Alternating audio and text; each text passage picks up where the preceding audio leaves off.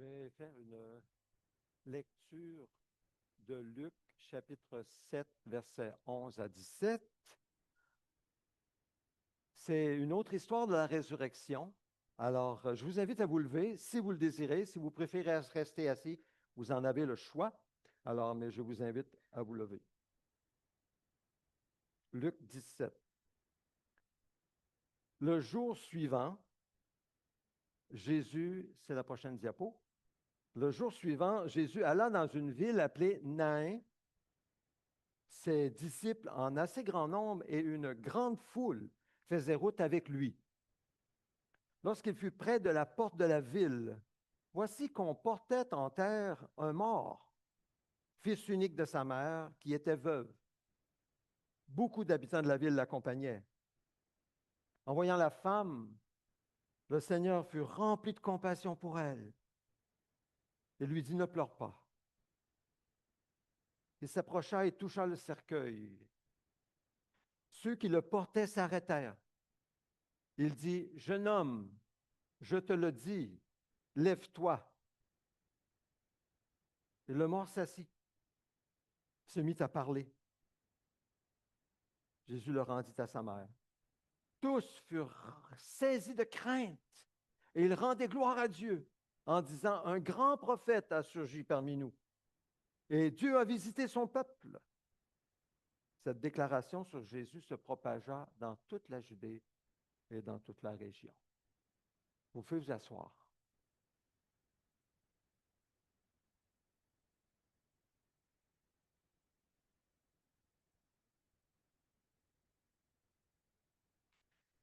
Jésus dit, c'est moi qui suis la résurrection et la vie. Celui qui croit en moi vivra même s'il meurt. Et toute personne qui vit et croit en moi ne mourra jamais. Crois-tu cela? Évidemment, il parlait de la mort spirituelle, parce qu'il y a deux types de mort. Il y a la mort naturelle et il y a la mort spirituelle. Jésus dira dans un autre texte, ne craignez pas ceux qui tuent le corps, mais qui ne peuvent pas tuer l'âme. Craignez plutôt celui qui peut faire périr le corps et l'âme en enfer. Parole de Jésus. La mort naturelle, la mort physique, n'est pas à craindre. Vraiment pas. Si nous sommes unis à Christ, car il est la résurrection et la vie, et il tiendra parole, comme on l'a vu dans l'histoire qu'on vient de lire. Il lui dit, jeune homme, lève-toi. Et il s'est levé. Et lorsque Jésus, plutôt Jésus, appelle notre nom pour être ressuscité, nous ressusciterons. Non, nous avons à craindre Dieu, qui peut faire jeter notre corps et notre âme en enfer. C'est celui que nous devons craindre. Et la meilleure manière d'exprimer notre crainte de Dieu, c'est-à-dire notre respect de Dieu, respect de sa parole, c'est d'écouter Jésus, de prendre Jésus au sérieux. Prendre Jésus au sérieux. Aujourd'hui, j'aborde une série de prédications sur les dons miraculeux dans l'Église. Et nous en avons un ici, un miracle. Ressusciter un mort, c'est un miracle. Pourquoi? Parce que ça défie les lois naturelles.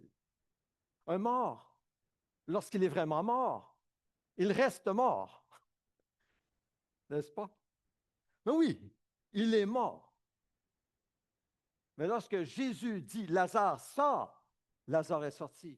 Lorsqu'il a touché le cercueil, il a dit à ce jeune homme, lève-toi, il s'est levé. Et il y a plusieurs autres exemples, ou plutôt quelques autres. La fille de Jairus, vous vous souvenez, elle était morte. Jésus est venu, tout le monde pleurait, puis il lui dit, non, elle dort. Ils se sont moqués de lui. Il est venu, il a levé la jeune fille. Elle est ressuscitée. Elle était morte. Elle est ressuscitée. Elle dormait du sommeil de la mort. Et là aussi, on voit que dans Matthieu 27, lorsque Jésus est mort en croix, que s'est-il passé? Vous souvenez-vous? C'est écrit que les tombes s'ouvrirent et plusieurs corps des saints ressuscitèrent. Ils sont même entrés dans la ville. Je peux juste imaginer la réaction de ces morts qui rentrent dans la ville de Jérusalem. Signe extraordinaire de Dieu lorsque Jésus est mort. Évidemment, ces actions, ces paroles prouvent sans aucun doute que ce que Jésus a dit est vrai. Il est la résurrection et la vie. Nous pouvons mettre notre foi en lui. Nous pouvons compter sur lui et ne pas avoir peur de la mort. Pas craindre la mort si nous sommes à lui, si nous lui appartenons. Ça ne veut pas dire se jeter dans la mort, non, mais ne pas craindre la mort. Dans le livre appelé Actes des apôtres, où Luc commence en disant, Théophile, j'ai parlé dans mon premier livre de tout ce que Jésus a commencé à faire et à enseigner, signifiant que maintenant, je parle dans mon second livre de tout ce que Jésus continue à faire et à enseigner. On l'appelle les actes des apôtres, mais c'est en réalité les actes de Jésus par le Saint-Esprit dans la vie de l'Église, par la main des apôtres en particulier. Nous voyons d'autres résurrections des morts, d'autres miracles. Par exemple, Pierre et une femme appelée Tabitha, une femme chrétienne qui faisait beaucoup d'œuvres, de bonnes œuvres. Il est écrit, Pierre, elle était morte, donc il fit sortir tout le monde, se mit à genoux et pria. Puis il se tourna vers le corps et dit, Tabitha, lève-toi. Elle ouvrit les yeux. Et quand elle vit Pierre, elle s'assit. Il lui donna la main et la fit lever, et appelant ensuite les saints et les veuves, elle la leur présenta vivante. Quel réconfort! Acte 9, versets 40 à 41. Et on voit que ça, c'est une des raisons pourquoi Dieu va agir de manière miraculeuse dans son Église. Et encore aujourd'hui, lorsqu'il opère des choses miraculeuses, on va le voir dans quelques instants, c'est pour réconforter son peuple. C'est une des raisons. Mais aussi Paul avec Eutychus. Vous vous souvenez de ce jeune homme? Paul était venu, il prêchait. Et si vous trouvez que je prêche longtemps, Paul avait prêché toute la nuit. Alors Eutychus, il était assis dans la fenêtre, il devait faire beau et chaud.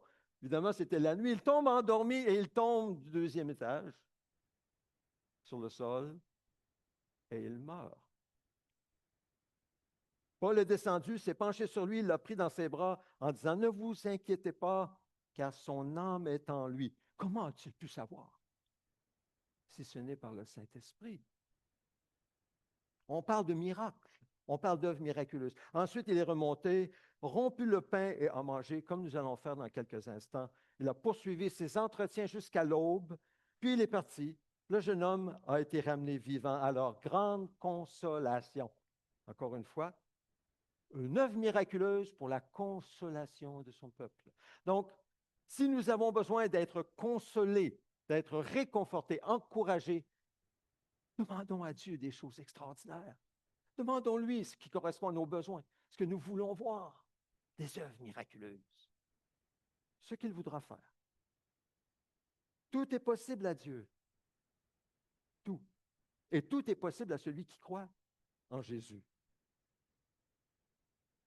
Tout ce que Dieu veut devient réalité lorsque nous le demandons avec foi dans l'union avec Jésus ou au nom de Jésus, surtout lorsque nous le demandons 2 ou 3, car Jésus est au milieu de nous.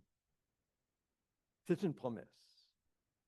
Donc, je désire aborder ce sujet controversé dans l'Église aujourd'hui, le sujet des dons miraculeux dans l'Église.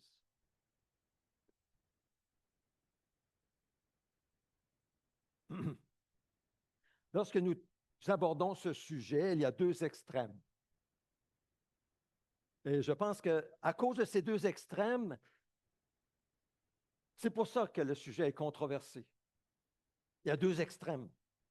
Peut-être c'est à cause de notre nature humaine, pour ne pas dire notre nature humaine pécheresse, c'est-à-dire centrée sur nous-mêmes, qui cherchons notre propre gloire plutôt que celle de Dieu. Bref, il y a deux extrêmes que nous devons éviter, et ils se trouvent tous les deux dans un seul texte, un seul verset, ou plutôt deux, de l'apôtre Paul aux Thessaloniciens, où il est écrit « N'éteignez pas l'esprit », c'est la prochaine.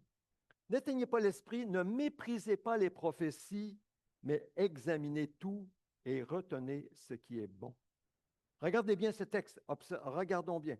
N'éteignez pas l'esprit, c'est un commandement. Ne méprisez pas les prophéties, c'est un autre ordre, mais examinez tout et retenez ce qui est bon. Il dit ça à l'Église des Thessaloniques. Deux extrêmes à éviter. Le premier, c'est éteindre l'esprit. Ça veut dire quoi éteindre l'esprit? C'est comme un feu qu'on éteint. Comment est-ce qu'on éteint l'esprit? D'abord, c'est en attristant l'esprit à répétition. Comment est-ce qu'on attriste l'esprit? C'est lorsque nous péchons. Et dans le contexte, c'est lorsque nous méprisons les prophéties, c'est-à-dire les messages inspirés de Dieu que quelqu'un va peut-être nous communiquer ou peut-être on va lire l'Écriture et ça va nous toucher. Un mépris d'un message particulier, spécial de Dieu pour une Église, par exemple. Mépriser, c'est bon. Bon, ça, c'est plus pour aujourd'hui, ça. Oh, c'est des rêveries, ça. C'est laissé pour comme ça vaut pas grand-chose. Ça vaut même pas la peine d'écouter ces affaires-là. Les histoires de vieilles femmes. Bon, mépriser les prophéties. Si on méprise les prophéties par incrédulité, parce qu'on n'y croit pas, oh non, c'est pas vrai. Si on le méprise par incrédulité, nous péchons. Parce que c'est écrit, ne méprisez pas les prophéties. Ça veut dire, considérez-les. Ça veut dire, écoutez-les. Ça veut dire, recevez-les. N'éteignez pas l'esprit. C'est le premier extrême. Le cessationnisme, c'est un grand mot comme ça. C'est une croyance doctrinale selon laquelle les dons ont cessé lorsque le dernier apôtre est mort. Et c'est une des raisons pourquoi tant de chrétiens éteignent l'esprit quand il s'agit des dons miraculeux. Lorsqu'il s'agit, par exemple, des prophéties. Ils se disent, ah, mais c'est fini.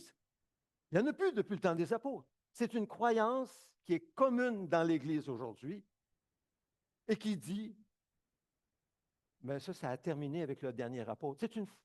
Je crois personnellement que c'est une fausse doctrine. Évidemment, si la personne croit qu'il n'y a plus ce genre de don miraculeux dans l'Église aujourd'hui, eh bien évidemment, nous ne le demanderons pas et évidemment, nous ne nous en attendrons pas non plus, n'est-ce pas? Mais c'est sûr. Puis quelqu'un d'autre va le demander, on va dire, bon, il ne sait pas encore que c'est fini, ça. Voyez-vous, c'est un extrême, une pensée qui n'est pas biblique. C'est venu plus tard. En réaction à l'extrême, quel était l'autre extrême? Accepter sans critique tout ce qui est miraculeux. Dans l'histoire de l'Église, il y a eu beaucoup de fausses guérisons, de fausses prophéties. Des gens ont souffert. Et là, en réaction, on s'est dit, oh non, c'est fini tout ça. Voyez-vous l'extrême? Les deux extrêmes sont clairs. Un qui dit, c'est fini. Non, bouche les oreilles. Rien savoir de ça. Le prophétique, non, c'est fini dans le temps des apôtres. L'autre extrême, à chaque rêve, à chaque vision, à chaque fois que quelqu'un dit quelque chose dans l'Église et s'exprime en disant que c'est une prophétie, ah oui, ça vient du Seigneur. Et il faut suivre ce que dit. L'autre extrême. Réaction. Mais Paul dit dans ce texte, revenons à l'Écriture, il dit, n'éteignez pas l'esprit, ne méprisez pas les prophéties, mais examinez tout. Retenez ce qui est bon. Ça veut dire quoi, examiner tout? Ça veut dire, lorsque quelqu'un dit une parole qui semble venir de Dieu, et je souligne semble, nous l'écoutons. Nous l'amenons devant le Seigneur. Nous disons, Seigneur, est-ce que ça vient de toi? Lorsque nous avons un rêve qui est plus que simplement un rêve ordinaire, mais ça nous a frappé, on y pense encore. Et c'est comme s'il revient constamment dans notre esprit. Seigneur, es-tu en train d'essayer de me dire quelque chose? Plutôt que de dire, bon, c'est juste un rêve. Examiner tout, discerner. Donc, c'est d'amener au Seigneur ce que nous recevons et de retenir ce qui est bon. Retenir ce qui est bon, ça veut dire que souvent, j'ai remarqué que lorsque quelqu'un partage ce qu'il dit être une prophétie, un message inspiré de Dieu pour une situation particulière ou pour une personne, et parfois il y a de l'homme, il ajoute, on y ajoute. Alors je suis certain que vous comprenez ce que je veux dire. On le vit souvent. On le vit souvent dans nos réunions de prière, par exemple. Par exemple, vous êtes dans une réunion de prière, vous êtes en train de prier. Puis là, vous avez à cœur de prier pour quelque chose. Puis là, vous dites ce que vous avez à cœur de prier, puis vous demandez au Seigneur. Mais vous trouvez que votre prière vraiment est insuffisante. Elle n'est pas complète. Ben là, vous allez rajouter un petit peu, mais là, Seigneur, tu sais que. Vous rajoutez du crémage sur le gâteau. Vous n'avez pas besoin de rajouter. On fait ça tout le temps. Puis on fait ça aussi avec la prophétie. On veut que les gens comprennent bien. On veut que les gens saisissent bien. Si ça vient de Dieu, Dieu va le confirmer à la personne. Il faut juste faire confiance là-dessus. Donc, retenez ce qui est bon. Ce qui est bon, c'est ce qui vient de Dieu. Parce qu'il n'y a rien de bon qui vient de nous. Reconnaissons-le. Bon comparé à Dieu. Comprenez?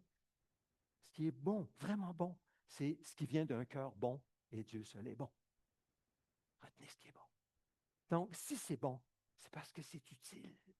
C'est parce que nous en avons besoin. C'est parce que c'est bon pour une Église. Les paroles inspirées de Dieu, pas simplement l'enseignement général, mais des paroles spécifiques, des messages particuliers. C'est bon, mais il faut savoir les discerner. Et on a besoin les uns des autres pour ça. Tantôt, je disais, enlevez la pierre. Vous avez vu le texte? Ça m'a frappé. Je ne peux pas l'enlever, la pierre. Peut-être que la pierre, c'est l'incrédulité. Peut-être que la pierre, c'est une manière de penser. Peut-être que la pierre, c'est de toujours aller dans l'extrême, de penser que oui, c'est de Dieu. C'est quoi la pierre? Qu'est-ce qui empêche de recevoir vraiment ce qui est bon? La parole de Jésus. Qu'on enlève la pierre. Alors, demande la prière. Oui, demande la prière pour qu'on puisse prier ensemble et que la pierre soit enlevée et que tu puisses recevoir ce qui est bon. La vie de Jésus, la résurrection, la puissance de Jésus. C'est ce qu'on veut, n'est-ce pas?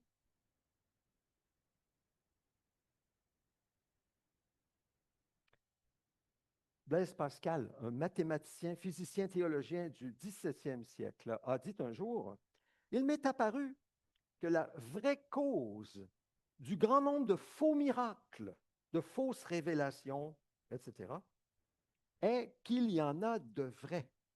Car il ne serait pas possible qu'il y ait tant de faux miracles s'il n'y en avait pas de vrais.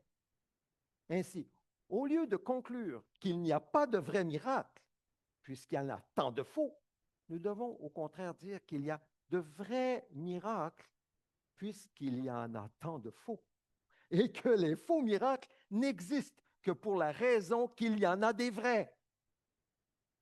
Vous me suivez? Ça prend Blaise Pascal pour dire ça. De même qu'il y a de fausses religions, parce qu'il y en a une qui est vraie. Ne nous décourageons pas, parce qu'il y a tant de faux. Cherchons Dieu de tout notre cœur pour ce qu'il veut nous donner, parce que c'est bon pour nous. Et nous en avons besoin. Donc, comprenons aussi, ça c'est mon deuxième point, comprenons aussi et acceptons le plan de Dieu pour la période de l'Église dans laquelle nous sommes aujourd'hui. Nous ne sommes pas dans l'Ancien Testament, nous ne sommes pas avant que Jésus meure sur la croix, nous sommes après sa mort, sa résurrection, son ascension. Le Saint-Esprit est descendu sur son Église et il habite en nous pour toujours. Il ne nous quittera jamais. Acceptons que nous sommes dans cette période. Vous vous souvenez que Jésus, lorsqu'il était en croix, au dernier souffle, il a dit, tout est accompli. Hein, vous vous souvenez de ça? Tout est accompli. Toutes les prophéties étaient accomplies. Pourtant, en mourant, il n'était pas ressuscité. Et la résurrection, c'est une prophétie de l'Ancien Testament. Il n'est pas monté au ciel. Pourtant, son ascension est une prophétie. Elle n'avait pas été accomplie. Et puis, son règne dans le ciel, comme maintenant c'est la réalité, il règne. Mais ce n'était pas accompli. Il n'était pas encore monté au ciel.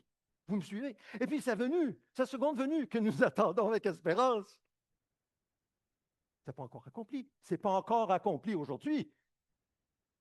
Donc, qu'est-ce qu'il a voulu dire par tout est accompli si tout n'était pas accompli? Tout, tout, tout. Vous me suivez? Jésus n'a pas menti. Il n'était pas ignorant. Avec les disciples d'Emmaüs, il leur a expliqué tout ce qui le concernait, incluant sa mort à la croix, sa résurrection des morts. Donc, j'aimerais vous suggérer que lorsqu'il a dit « tout est accompli », il a parlé de son œuvre en tant qu'homme sur la terre. Jésus est né d'une vierge, miracle. Il a grandi, petit garçon, enfant, adolescent, jeune homme, sans commettre le péché, c'est-à-dire en obéissant à la loi de son Dieu, son Père céleste, la loi de l'amour, toujours obéissant à la parole de Dieu. Jamais péché, jamais dit un mensonge, jamais trompé. Personne. Et puis non seulement ça, il a accepté la plus grande mission que Dieu ne nous demandera jamais d'accepter. Et merci Seigneur, je ne serais pas capable de devenir péché pour nous sur la croix. Il a accepté la volonté de son Père parce qu'il n'y avait pas d'autre moyen. Il fallait qu'il devienne péché sur la croix afin de subir la colère de Dieu que je méritais, que nous méritions. Il n'a jamais péché, il a obéi jusqu'au bout.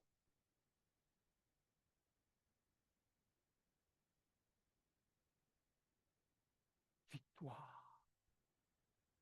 Victoire des victoires. Moi, je crois que c'est ça qu'il a voulu dire par « tout est accompli ». Tout est accompli, ça veut dire que la voie du salut, qui ne dépend pas de nos œuvres, de nos bonnes actions, de nos mérites, de notre obéissance, de nos prières, de nos ci, de nos ça, puis vous pouvez rajouter une liste infinie. La voie du salut est ouverte pour chacun de nous qui croyons en lui. Et pas simplement nous, mais tous ceux et celles que le Père appellera à lui, à croire en Jésus, à s'unir à Jésus, à se donner à Jésus, à recevoir Jésus, à devenir un avec Jésus, afin d'avoir les péchés pardonnés, tous les péchés pardonnés, et de ressusciter et de participer à son règne éternel. Tout est accompli. Tout est accompli. Nous sommes libres de nos péchés, car tout est accompli. Jésus l'a accompli. Nous sommes sauvés. Nous sommes déjà sauvés, parce que tout est accompli. Maintenant,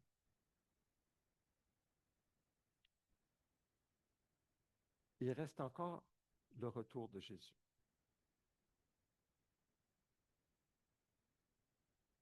Et à ce moment-là, il est écrit qu'il essuiera toute larme de leurs yeux. La mort ne sera plus. Il n'y aura plus ni deuil, ni cri, ni douleur, car ce qui existait avant a disparu. On pourrait dire qu'il n'y aura plus ni maladie, ni infirmité, ni cœur brisé. Voyez-vous, ça c'est ce qui nous est promis et qui va devenir réalité pour chacun de nous.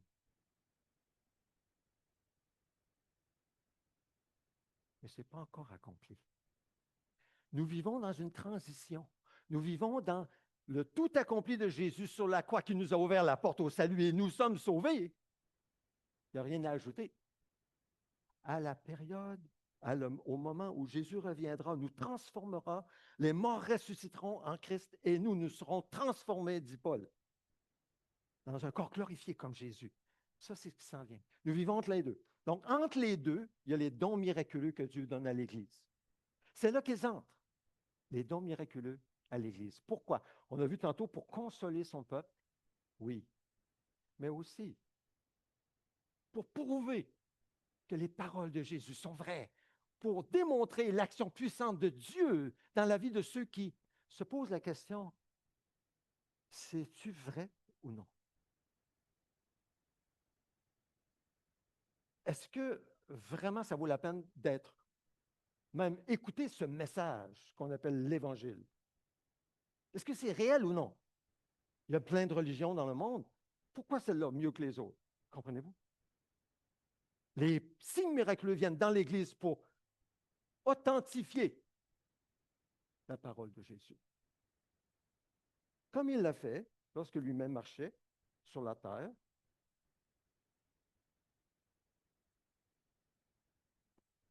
Et même lorsque les apôtres prêchaient la parole. Dieu authentifiait, accomplissait des signes et des miracles pour authentifier la parole des apôtres qui leur disait que Jésus était ressuscité et qu'il était le Messie promis. Accueillons cela. Accueillons cela encore aujourd'hui. Le message de l'Évangile demeure le message de l'Évangile et il doit être enseigné, doit être prêché, on doit le partager. Mais lorsque quelqu'un commence à faire des pas pour voir si Jésus vraiment vaut la peine d'être entendu, c'est de l'amener dans la prière et de lui dire, ouvre la porte à Jésus, fais-lui de la place, donne-lui l'occasion de te parler, donne-lui l'occasion de te démontrer son amour, sa grâce et sa miséricorde. N'est-ce pas comme ça que vous et moi, vous avez commencé? Est-ce qu'il n'y a pas eu quelque chose d'extraordinaire, à quelque part que, vous le savez, ce n'est nul autre que Jésus lui-même qui l'a fait? Et c'est normal. Ça fait partie du miraculeux. Parce que ce n'est pas humain, pas naturel. Dieu s'est révélé. Dieu lui-même a agi dans votre vie.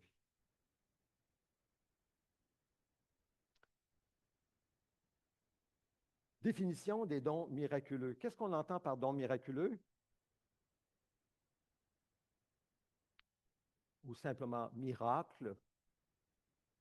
Eh bien, on a trois mots ici dans le texte de Pierre. Lorsque le Saint-Esprit descend sur l'Église, Pierre se lève rempli du Saint-Esprit et il prêche à ces hommes et ces femmes qui étaient là, qui étaient venus à Jérusalem pour la fête de la Pentecôte. Et il dit, hommes israélites, écoutez ces paroles. Jésus de Nazareth, cet homme à qui Dieu a rendu témoignage devant vous par les miracles, les prodiges et les signes qu'il a opérés par lui au milieu de vous, comme vous le savez vous-même. Dans ce verset nous apprend plusieurs choses. D'abord, les miracles, les prodiges et les signes vont ensemble dans le texte. Vous avez remarqué? Ils sont ensemble. Ils étaient ensemble dans la vie de Jésus. Alors, un signe, c'est quoi un signe? Bon, on l'a vu lorsqu'on a parlé de l'eau transformée en vin. C'était un signe, mais c'est un miracle. Un bon vin vieux. L'activité, la puissance de Dieu qui pointe vers une plus grande réalité. Un signe. Un prodige, c'est un acte de Dieu qui provoque l'étonnement des gens. Comme on a vu dans la résurrection de l'homme du village de Nain, vous vous souvenez, c'était étonné, surpris, et de rendre gloire à Dieu. Et un miracle, c'est un acte de Dieu démontrant une grande puissance et qui produit souvent la peur. Donc les trois sont des actes de Dieu, mais ils ont des nuances plutôt minimes. Deuxièmement, les miracles, les prodiges et les signes comprennent les dons spirituels suivants, les dons de l'esprit.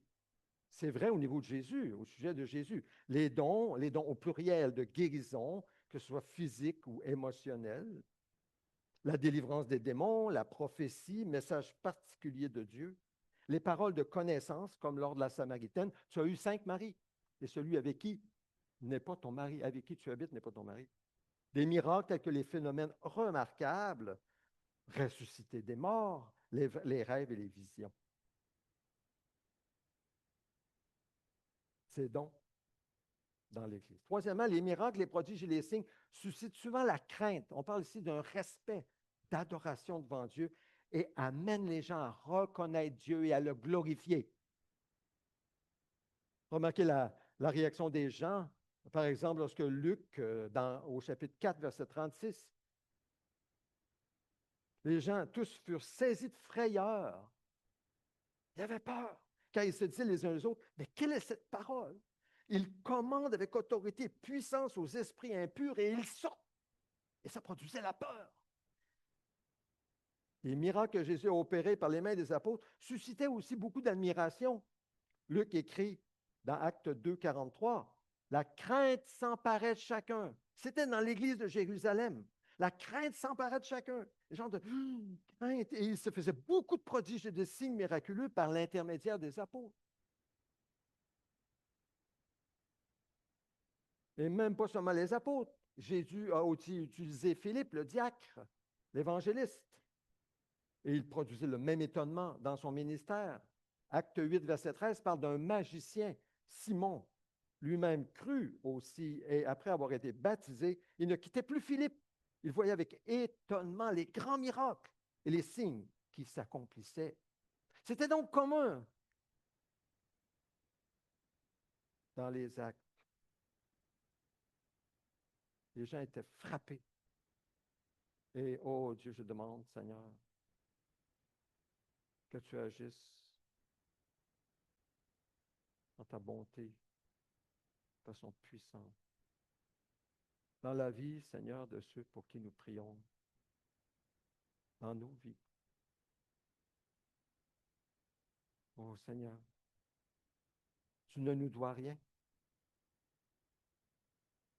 Et si tu veux, Seigneur, glorifier ton nom, nous voulons croire en toi, nous voulons le demander, nous voulons le rechercher sans en faire une obsession. C'est toi, Seigneur, que nous voulons. Mais Seigneur, nous voulons être disposés et disponibles pour que tu nous utilises, pour que d'autres voient ta gloire, pour que d'autres soient touchés, pour que d'autres viennent à connaître ton salut et qu'ils soient sauvés et qu'ils aient la vie éternelle. Oh Jésus, nous voulons te dire, viens, viens Seigneur. Viens Seigneur. Enlève la pierre qui nous empêche de recevoir ta parole.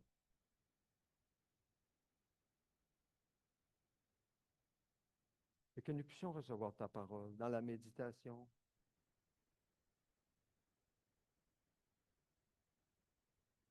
Viens Seigneur.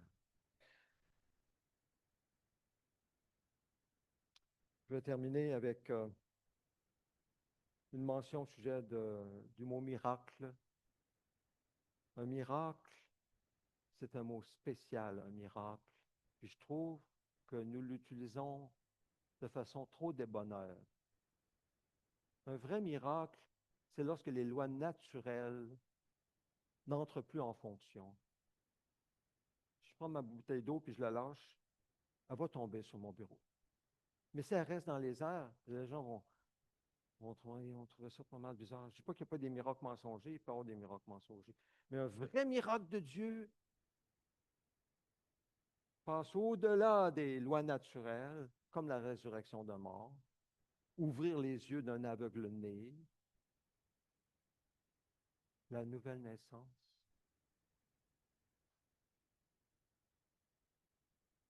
La nouvelle naissance, c'est un miracle.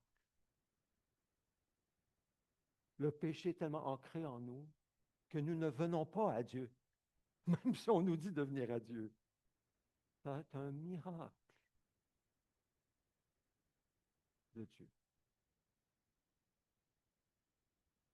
Transformer un cœur comme le nôtre pour mettre un nouveau cœur, l'Esprit de Dieu, qui, avant, ne recherchait pas Dieu, mais maintenant aime Dieu et veut plus de Dieu, et de plus en plus de Dieu, c'est un miracle.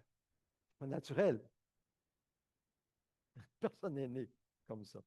Pas naturel. Un miracle. Alors, étant donné que c'est un miracle, Nous avons absolument besoin de Jésus pour l'opérer.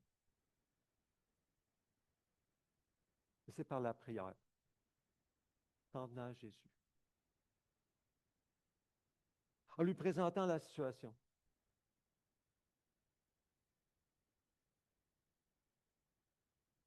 Seigneur, ton ami est mort. C'est la situation. Enlevez la pierre. Oui, mais il le sent déjà.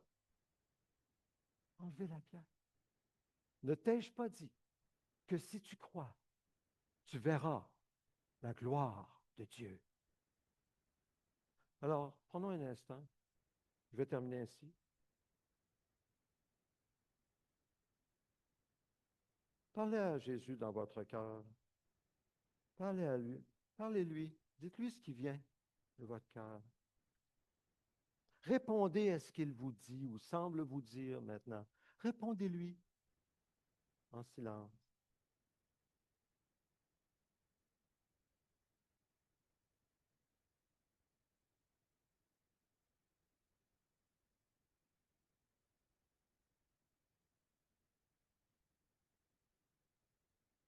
Seigneur, viens prendre la place qui te revient maintenant.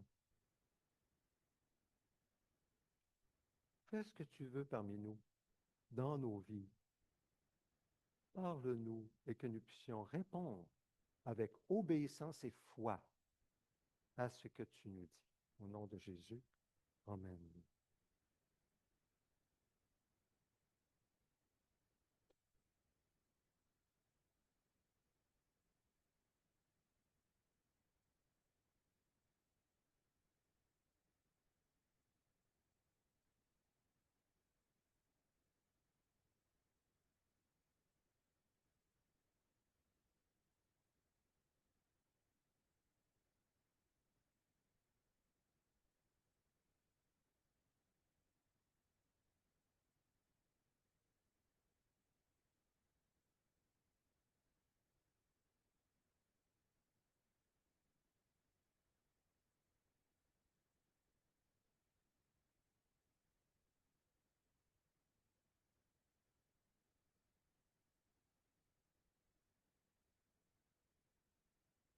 Si vous avez besoin de prière personnelle, peut-être pour la guérison physique ou émotionnelle, ou vous avez besoin que le Seigneur vraiment touche votre cœur, votre âme, votre corps, je vous invite à rester à la fin, pendant que les autres descendent en bas pour le café, de rester puis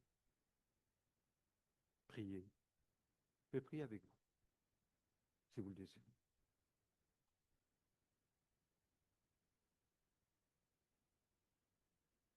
Nous allons partager le repas de communion, le repas du Seigneur. C'est ce qu'il nous a laissé.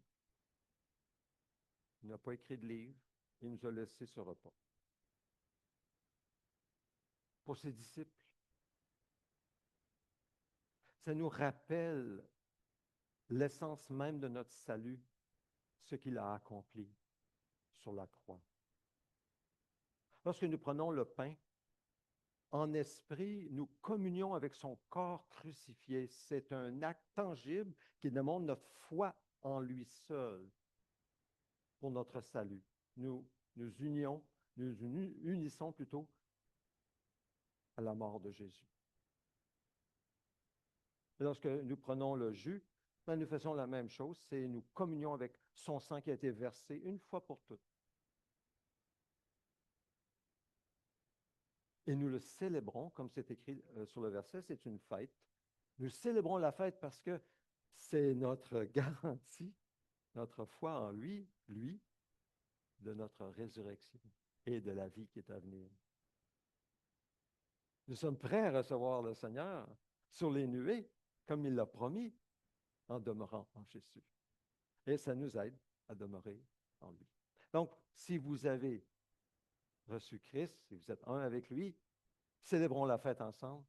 Venez prendre un morceau de pain, une coupe de jus, en exprimant votre foi de cette manière et communion avec le Seigneur et les uns avec les autres aussi. Parce que ce n'est pas juste moi et Jésus, c'est nous et le Seigneur, la tête de notre Église. Si le Seigneur vous a montré ou parlé ou quoi que ce soit, puis vous voulez me le dire, eh bien, évidemment, j'aimerais le savoir. Que le Seigneur bénisse ce temps ensemble. Je vous invite simplement à venir prendre les éléments. Si vous prenez une coupe fermée, sachez que le pain est déjà inclus dans la première pellicule.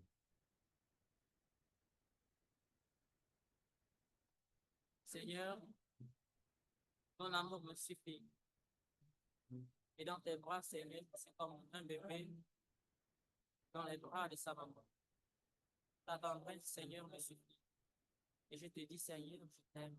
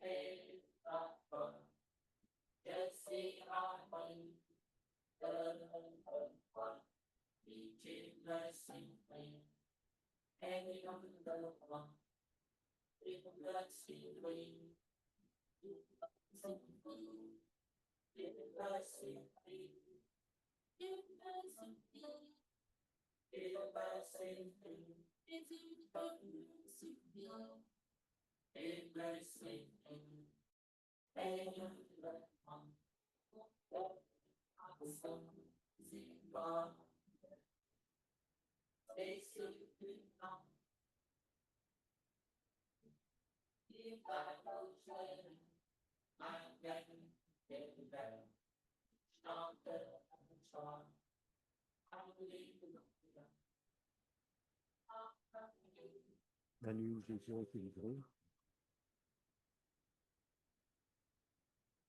trahi, renié, il a pris du pain, il l'a rompu, il l'a donné à ses disciples en disant, prenez, mangez, ceci est mon corps, livré pour vous. Mangeons tous.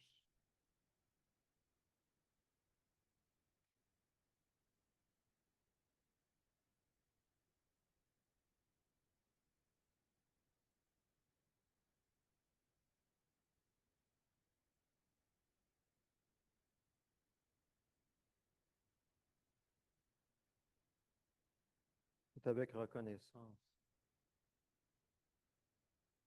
Seigneur Jésus, que nous prenons ce pain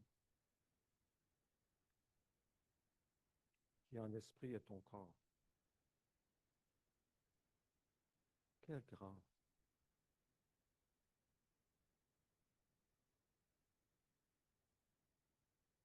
Seigneur Dieu, merci d'être allé jusque-là par amour pour nous, parce que tu ne voulais pas qu'on termine comme nous étions destinés, de manière naturelle, à cause du mal, mais tu voulais nous donner ta vie qui commence dès aujourd'hui, ta vie, ta puissance, tellement puissante que tu nous ressusciteras selon ta parole. Merci Seigneur. Ensuite, il a pris la coupe en rendant grâce. Il la donna à ses disciples en disant, prenez, buvez, ceci est mon sang livré pour vous.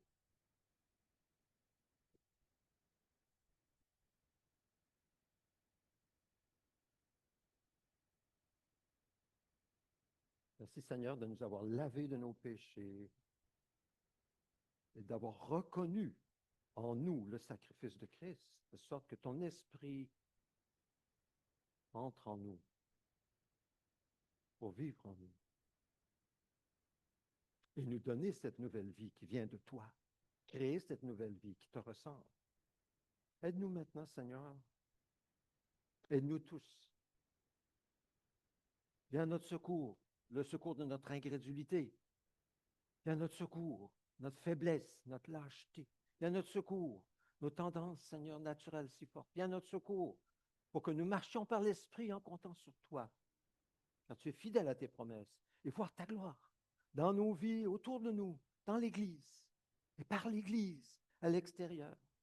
Ah, j'en suis convaincu. Tu es plein de compassion, on l'a vu dans le texte, envers les gens de l'extérieur qui ne te connaissent pas. Tu veux qu'ils viennent aussi.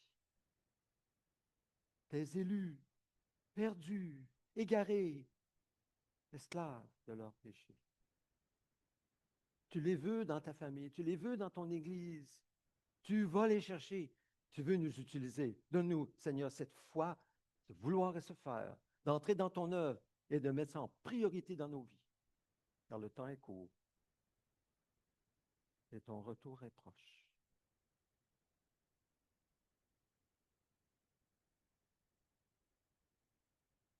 Au nom de Jésus.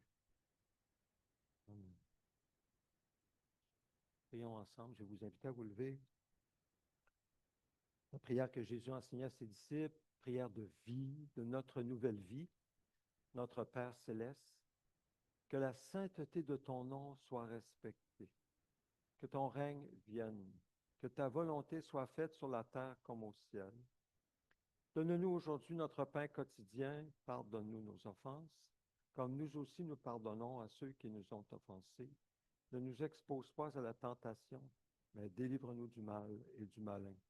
Car c'est à toi qu'appartiennent dans tous les siècles le règne, la puissance et la gloire. Amen.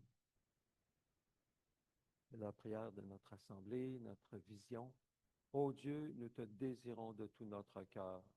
Fais de nous une Église interculturelle, renouvelée et en santé. Viens, transforme-nous, de sorte que nous devenions des disciples centrés sur Christ, dynamisés par l'Esprit, axés sur la mission et capables de nous multiplier partout. L'offrande du mois d'octobre, pour ceux qui ont à cœur de donner pour soutenir les pasteurs en Asie du Sud, c'est ce qu'on a appelé l'offrande Jeffrey. La semaine prochaine, nous présenterons plutôt une vidéo qui présente l'offrande Jeffrey. Seigneur, nous prions que tu pourvoies à tous nos besoins avec gloire en Jésus-Christ et que tu développes en nous un cœur qui est comme le tien, un cœur qui donne même à des gens qu'on ne connaît pas, mais qui servent tes intérêts en Asie du Sud. Libère-nous, Seigneur, pour que nous puissions donner ce que toi tu veux que nous donnions à ton œuvre, au nom de Jésus. Amen. Vous pouvez vous asseoir, quelques annonces en terminant, et puis on Je vous invite, si vous voulez rester pour la prière ou descendre en bas pour le café. Une soirée de louange et de prière le 21 novembre, c'est dans un mois environ. Je vous invite vraiment à placer ça dans votre agenda. Les églises évangéliques de Québec, Lévis, les régions de Québec et Lévis vont se réunir pour prier ensemble, louer Dieu ensemble. C'est un soir, vendredi, 19h. Je vous invite vraiment chaleureusement à y participer, d'autant plus que je vais apporter le message, la prédication très courte. Alors, j'aimerais ça que vous soyez là. C'est le 21 novembre. Puis là, ben, la maison de prière poursuit par Zoom le mardi midi, mercredi et à d'autres occasions, ceux qui se connectent. 2 Corinthiens 8, l'étude biblique, jeudi, 19h, encore via Zoom. Anniversaire de naissance, aujourd'hui, c'est l'anniversaire de Christine Bilodeau plutôt. Et Joshua Pérez Macias, jeudi 30 octobre, marié à Tania. Donc, évidemment, on ne chantera pas puisqu'ils ne sont pas présents. Mais souhaitons-leur joyeux anniversaire. Je vais être en retraite pastorale cette semaine, donc priez avec moi du lundi au mercredi, inclusivement. Je serai de retour jeudi. Alors, à chaque année, les pasteurs ont une retraite et donc les réunions de l'Église ont lieu. Je vous invite à vous lever. Recevons la bénédiction comme un don de Dieu. Que l'esprit de celui qui a ressuscité Jésus agisse en vous. Et que celui qui a ressuscité Christ rende aussi la vie à votre corps mortel par son esprit qui habite en vous. Amen. Bonne fin de journée.